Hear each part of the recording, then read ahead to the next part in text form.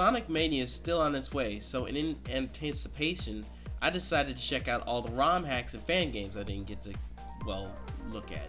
Yeah, I know I should probably be working on that Jagged Alliance vid, but I really can't help myself but to get excited for something like this. Not to even mention Sonic Forces, which only adds a couple of more inches to my beaners.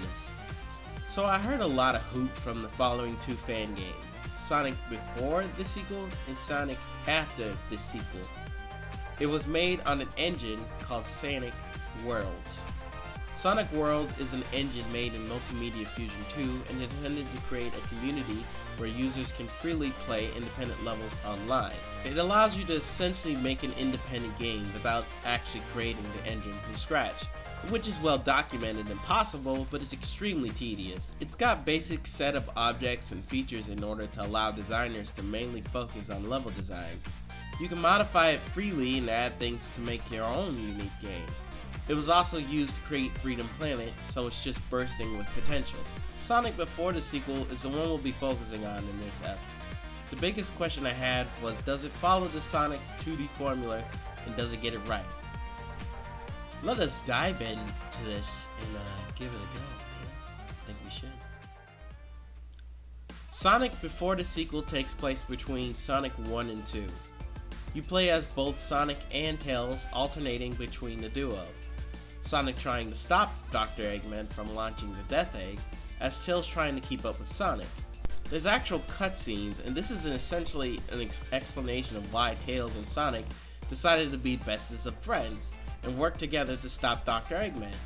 It's already off to a good start if you ask me. Simple story for a simple little game, something modern Sonic tends to fuck up all the time.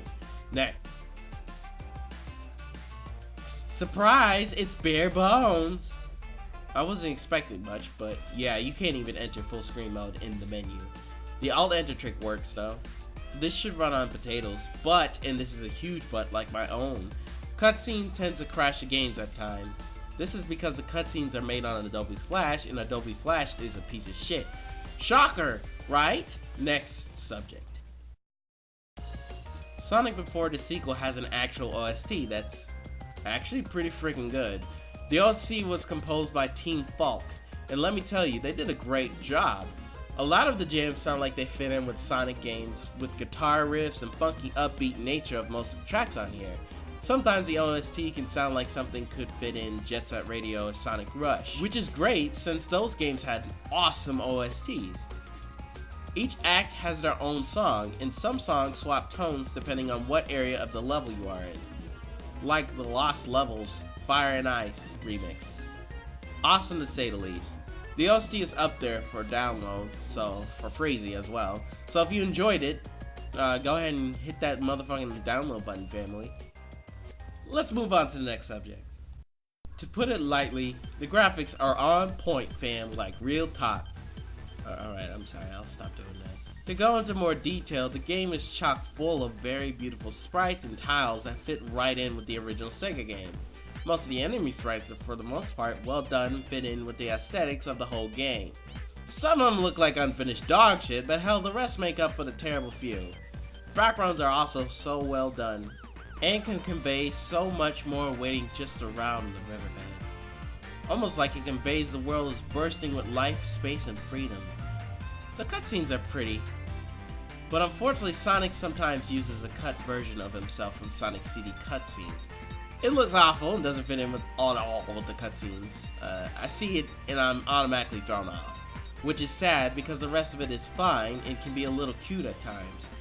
Thank Christ Sonic and Tails don't open their mouth though. Next subject.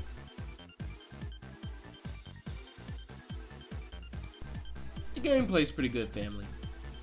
Sonic and Tails have their spin dash from 2, Sonic can use peel out from 3, and Tails can fly as well. Each level has 3 acts and then a boss act. The last zone will let you go into a special zone, which is honestly not very good. Like they're just platforms with level gimmicks and rings. You also don't get Chaos Emeralds in this one, and that means, well, the only way of getting the good ending is before you have to finish it before 2 hours, which is more on speedrun this shit.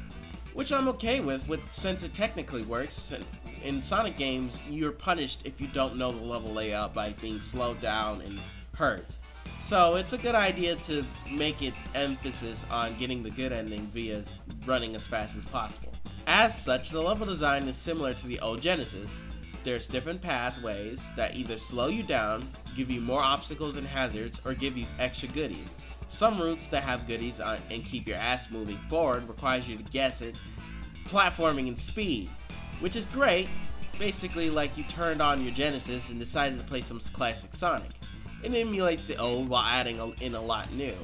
Similar to 3 in that regard, some levels are a little bit of a pain in the ass, and some can drag on for a little bit too long. For most of them, you're gonna have a blast and grin at how much fun you're having with just the right amount of speed and platforming to remind you of them good old days. Bosses for the most part are a mixed bag. Most of them are just running segments where you have to hit a boss a certain way while the screen keeps moving to the right. Very little variety and can either be a cakewalk or a weird steep difficulty curve. This is definitely the area of the game where the polish isn't exactly shown, but nonetheless I enjoyed these way more than Sonic CD's bosses. Yeah, they tend to be samey, but man, at least they're not either dog shit easy or absolutely mind-numbingly unimaginative. Don't even get me started on fucking Sonic 4. There's also some secrets I won't tell you about because I can't wait to find out in your sexy little space. If you're looking for something to pass the time while you wait for Sonic Mania, please, I beg of you to play this game.